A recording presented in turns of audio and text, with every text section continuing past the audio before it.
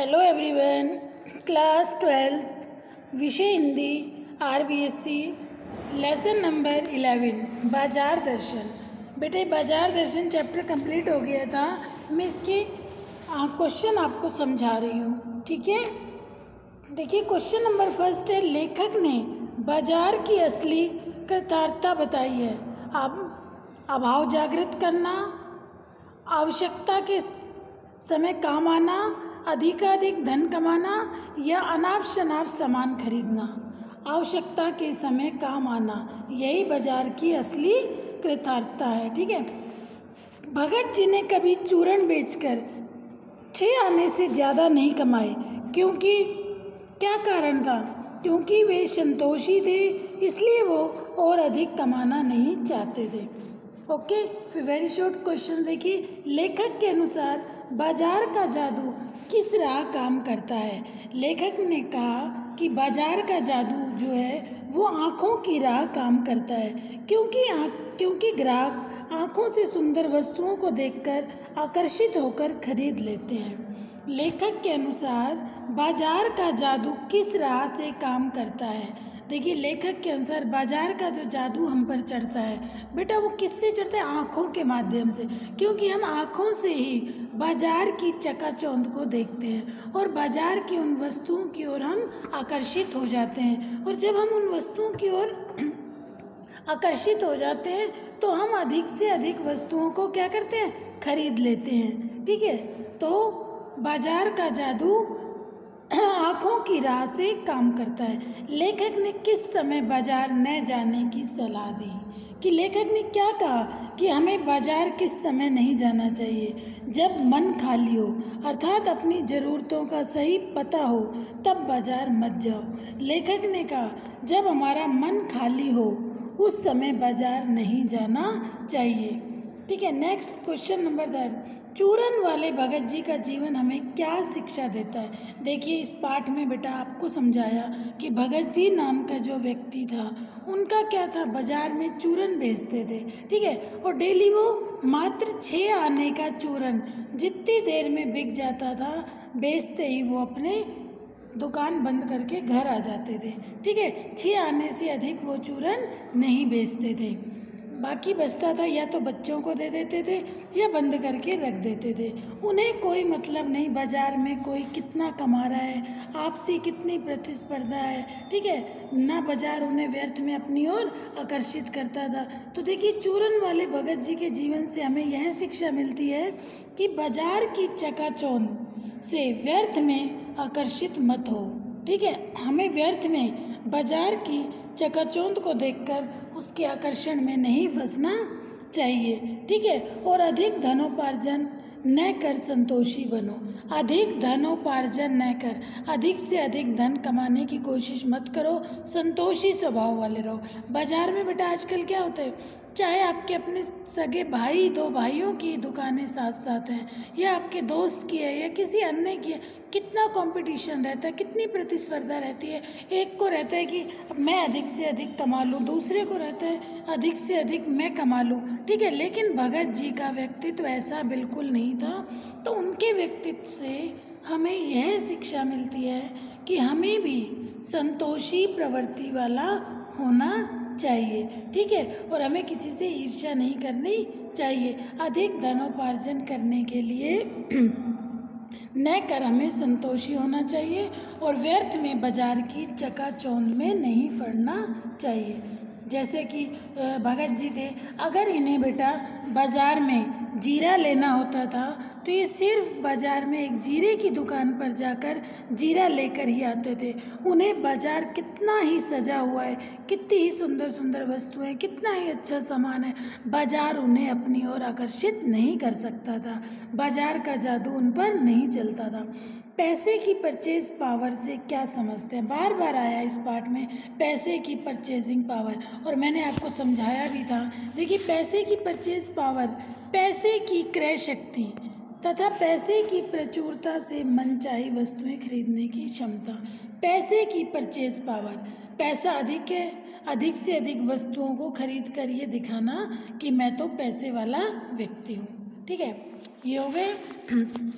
Next देखिए जो लोग बाजार का बाजार रूपन बढ़ाते हैं उनसे बाजार पर क्या प्रतिकूल असर पड़ता है। क्वेश्चन है आपका, जो लोग बाजार का बाजारूपन बढ़ाते हैं उनसे बाजार पर क्या प्रतिकूल प्रभाव पड़ता है। देखिए क्रय शक्ति से, क्रय होता है खरीदना और विक्रय होता है बेचना। क्रय शक्ति से संपन्न लोग बाजार का बाजार रूपन बढ़ाते हैं, जबकि बाजार खरीदने की शक्ति से, अर्थात जिसके पास बहुत अधिक पैसा होता है वो बाजार में बहुत अधिक शॉपिंग करते हैं, बहुत अधिक सामान खरीदते हैं। बाजार का उद्देश्य यह होता है कि व्यक्ति अपनी आवश्यकताओं की पूर्ति करता है। ठीक है, बाजार क्या है, जहाँ हमारी आवश्यकताओं की पूर्ति का सामान मिलता है। लेकिन जब व्यक्ति अपनी परचेजिंग पावर के आधार पर बाजार का बाजारूपण बढ़ाते हैं, लेकिन ऐसे लोग अपनी क्रय शक्ति से, ठीक है, पैसे की पावर से, अपने खरीदने की शक्ति से अनावश्यक, ज़रूरत भी नहीं जिन वस्तुओं की उनकी खरीदारी करते हैं। इस कारण बाजारवाद, मनमाना मूल्य लेना आदि शैतानी प्रवृत्तियों को बल मिलता है इससे। ठीक है, तो जो लोग बाजार का बाजारूपण बढ़ाते हैं उनसे बाजार पर क्या प्रभाव पड़ता है। तो देखिए, ऐसे लोग जो अपने पैसे की परचेज पावर के माध्यम से बाजार में अनावश्यक वस्तुओं का क्रय करते हैं, और जब ये अनावश्यक वस्तुओं की खरीदारी करते हैं तो इस कारण बाजारवाद, मनमाना मूल्य लेना आदि शैतानी प्रवृत्तियों पर को बल मिलता है। ठीक है, नेक्स्ट है, हमें बाजार से वस्तुएं खरीदते समय किन किन बातों का ध्यान रखना चाहिए। जब हम बाजार जा रहे हैं और वहाँ से हम वस्तुएं खरीद रहे हैं तो हमें किन किन बातों का ध्यान रखना चाहिए। देखिए, बाजार से वस्तुएं खरीदते समय मन भरा होना चाहिए। उस समय मन पर नियंत्रण रखना चाहिए।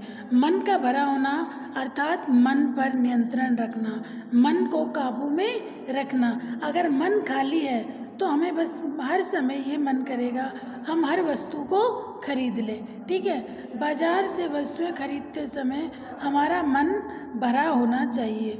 उस समय मन पर नियंत्रण रखना चाहिए। अगर मन पर नियंत्रण नहीं है तो हमें बाजार की चकाचौंध हमें अपनी ओर आकर्षित करेगी और बाजार का जादू हमारे ऊपर चढ़ता चला जाएगा। और कई बार क्या होता है, व्यक्ति की जेब खाली है और मन भी खाली है, तो ऐसी अवस्था में वो अपने मन को मारकर रह जाता है या किसी दूसरे व्यक्ति से पैसा लेकर अपने आप को कर्ज में कर वस्तुओं को खरीद लेता है। ठीक है, तो लेखक जैनेंद्र कुमार ने क्या बताया कि बाजार से वस्तुएं खरीदते समय, जब हम बाजार से वस्तुएं खरीदें तो उस समय हमारा मन भरा होना चाहिए।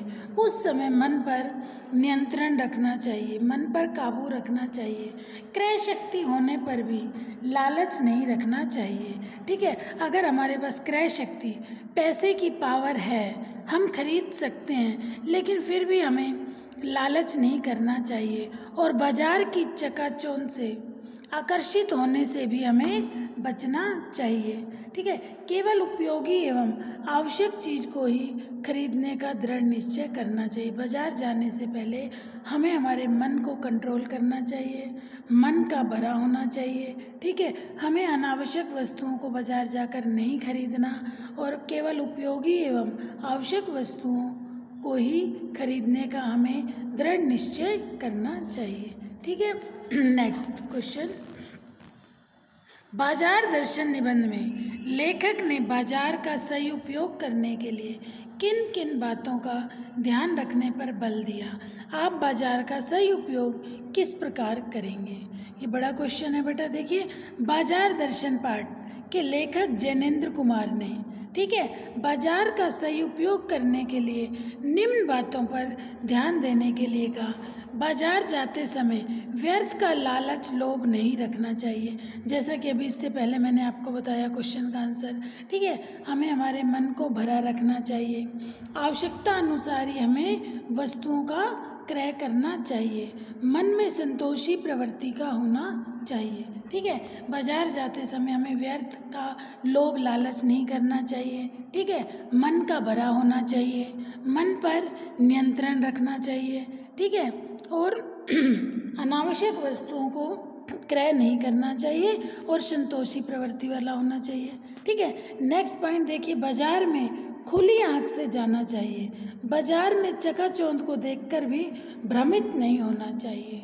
अर्थात बाजार में आप मन को भरा करके और आँखों को खुला करके जाइए। ठीक है, और बाजार की चकाचौंध को देखकर उसमें आपको भ्रमित नहीं होना चाहिए। ठीक है, नेक्स्ट, परचेजिंग पावर तथा पैसे की व्यंग शक्ति दिखाने का प्रयास कभी नहीं करना चाहिए।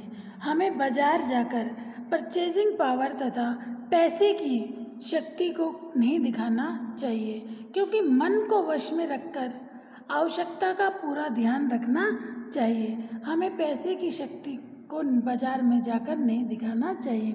बाजार का सही उपयोग करने के लिए केवल ज़रूरत की वस्तुएं खरीदी जाएं तथा बाजार की शैतानी शक्ति पर व्यंग की शक्ति को नहीं बढ़ाया जाए। परचेजिंग पावर का जरा भी दुरुपयोग नहीं किया जाना चाहिए। परचेजिंग पावर का सदुपयोग होना चाहिए, बाजार का सदुपयोग होना चाहिए, दुरुपयोग नहीं होना चाहिए। देखिए क्या बताया लेखक ने, एक बार दोबारा देखो। बाजार जाते समय हमें व्यर्थ का लालच नहीं करना चाहिए, मन का भराव होना चाहिए, मन पर नियंत्रण रखना चाहिए, संतोषी प्रवृत्ति वाला होना चाहिए, खुले मन से आप खुली आंखों से आप बाजार जाइए। ठीक है, बाजार की चकाचौंध में आपको भ्रमित नहीं होना। ठीक है, और परचेजिंग पावर तथा पैसे की व्यंग शक्ति दिखाने का हमें बाजार में प्रयास नहीं करना चाहिए। ठीक है बेटा, समझ आ गया। नेक्स्ट क्वेश्चन है, उपभोक्तावाद से प्रभावित समाज में उपभोक्ताओं को शोषण से बचाने के लिए आप क्या क्या सुझाव देंगे। उपभोक्तावाद से प्रभावित समाज में उपभोक्ताओं को शोषण से बचाने के लिए क्या क्या सुझाव देंगे। देखिए, वर्तमान काल में भौतिकवादी प्रवृत्तियों का जोर होने से उपभोक्तावाद, उपभोग, अधिक से अधिक वस्तुओं का उपभोग करना, ठीक है, उपभोक्तावाद का प्रसार हो रहा है। फलस्वरूप उपभोक्ता वर्ग का खूब शोषण किया जाता है। अतः उपभोक्ताओं का शोषण से बचाने के लिए हमें निम्नलिखित सुझाव देने चाहिए। उपभोक्ता बाहरी चकाचौंध में न पड़कर केवल ज़रूरत भर की चीज़ें ही खरीदें। उपभोक्ता बाहरी वस्तुओं की चकाचौंध में न पड़कर केवल ज़रूरत की वस्तुओं को ही खरीदें। ठीक है, विज्ञापनबाजी के चक्कर में न पड़कर जांच परख कर क्रय करें। ठीक है, ये नहीं कि विज्ञापन ऐड को देखकर बस वस्तुओं को खरीद लिया, अच्छे से उनकी जांच परख करनी चाहिए। बाजारवाद से बचें और परचेजिंग पावर का दुरुपयोग न करें। बाजारवाद से बचें और परचेजिंग पावर का दुरुपयोग न करें। जहाँ तक हो सके किस्तों के चक्कर में नहीं पड़ें। ठीक है, बाजारवाद की कपटी एवं अनीतिपूर्ण अर्थशास्त्र से बचें। गैर जरूरी फालतू चीज़ों और विलासिता की वस्तुओं को खरीदने से फिजूल खर्ची से आप बचें। सरकार को भी उपभोक्ताओं के शोषण को रोकने के लिए कानून बनाना चाहिए। मनुष्य को आत्म संयम रखना चाहिए, अर्थात मन पर कंट्रोल रखना चाहिए, मन पर नियंत्रण रखना चाहिए। ठीक है,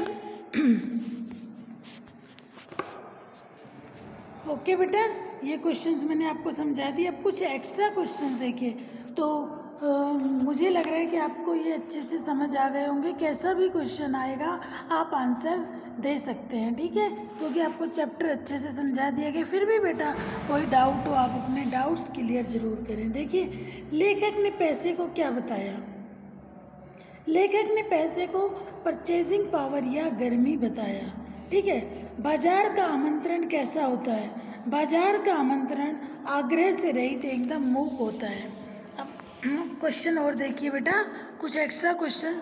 बाजार का जादू चढ़ने और उतरने पर मनुष्य पर क्या असर पड़ता है। देखिए, जब बाजार का जादू व्यक्ति पर अधिक से अधिक वस्तुएं खरीदना चाहता है। ठीक है, बाजार का जादू चढ़ने पर, जब व्यक्ति पर बाजार का जादू चढ़ता है तो वो अधिक से अधिक वस्तुओं को क्या करता है, खरीदता है। ठीक है, और जब सोचता है कि बाजार में बहुत कुछ है और उसके पास कम चीज़ें हैं, और जब वह गैर ज़रूरी चीज़ों को भी खरीद कर ले आता है। जब बाजार का जादू, क्योंकि बाजार उसे अपनी ओर आकर्षित करता है, बाजार की चकाचौंध व्यक्ति को अपनी ओर आकर्षित करती है, और तब वो जब बाजार का जादू व्यक्ति पर चढ़ता है तो व्यक्ति क्या करता है, बहुत अधिक शॉपिंग कर लेता है, बहुत अधिक परचेजिंग करता है, अनावश्यक वस्तुओं को, गैर ज़रूरी वस्तुओं को भी वो खरीद लेता है। परंतु जब बाजार का जादू उतर जाता है तो उसे अपने द्वारा खरीदी गई वस्तु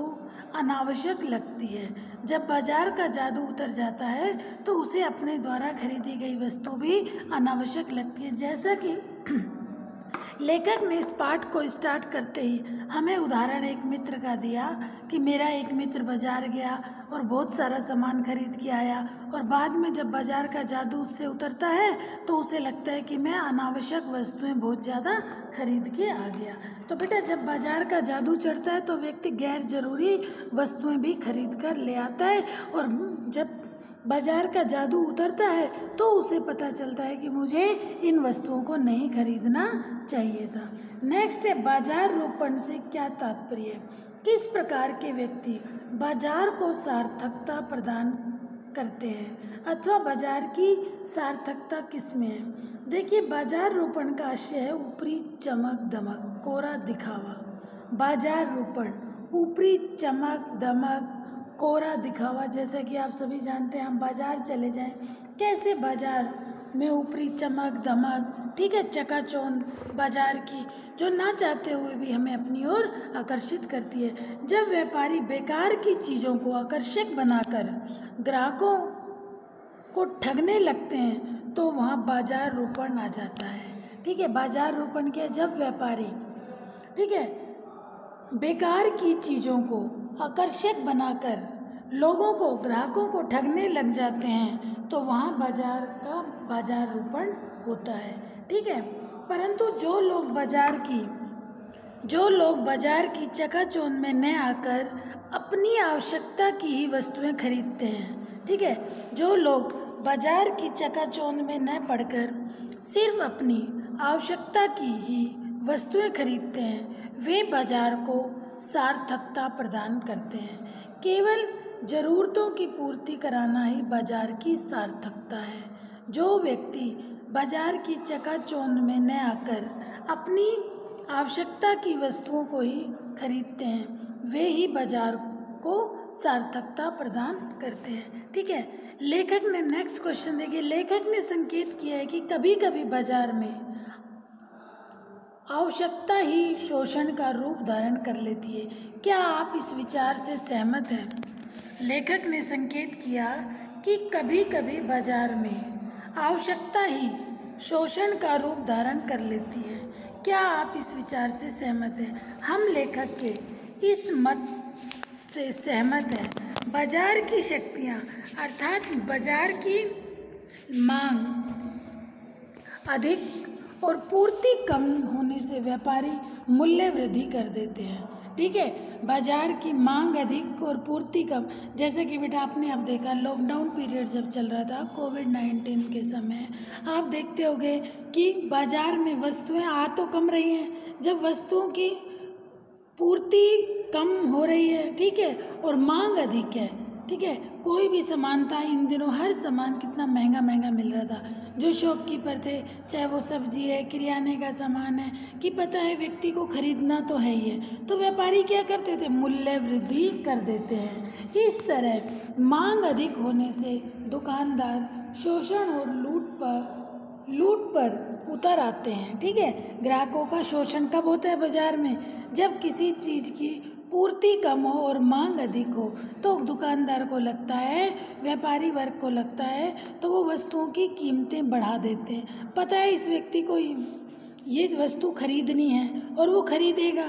ठीक है, तो मूल्य वृद्धि कर देते हैं, दुकानदार शोषण और लूट पर उतर आते हैं, क्योंकि चीज़ों की कमी और आवश्यकता या मांग में वृद्धि होने से फिर ग्राहकों का शोषण होता है। ठीक है बेटा।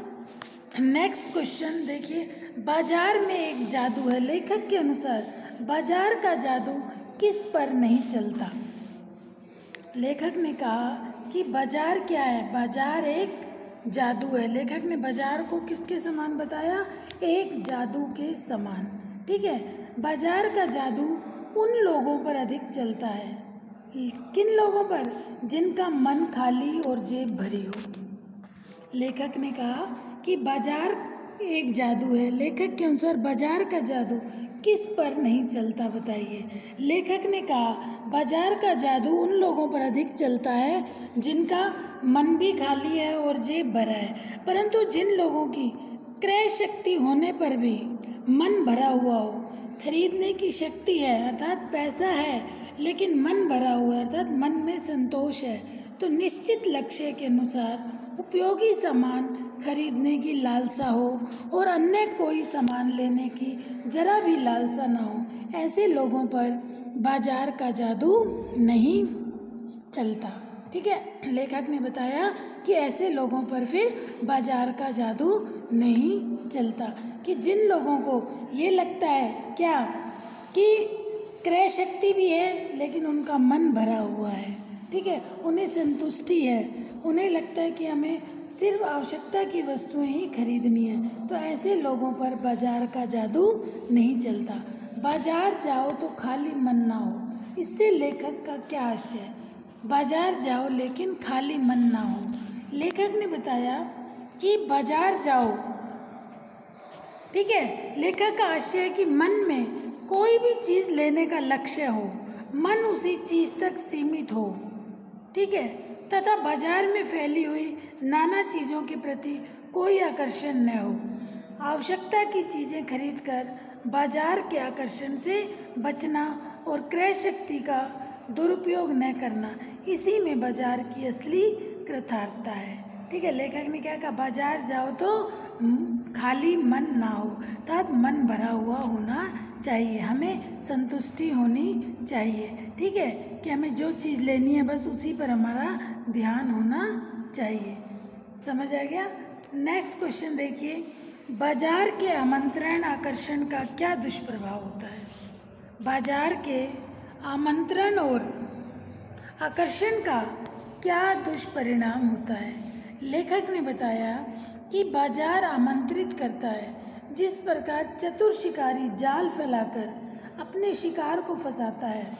देखिए, बाजार आमंत्रित करता है, जिस प्रकार चतुर शिकारी जाल फैलाकर अपने शिकार को फंसाता है, उसी प्रकार सुसज्जित बाजार ग्राहकों को अपनी ओर आकर्षित करता है। इस प्रकार बाजार का मूक आमंत्रण ग्राहक को ऐसा ललचाता है कि वह अनावश्यक सामान खरीद लेता है।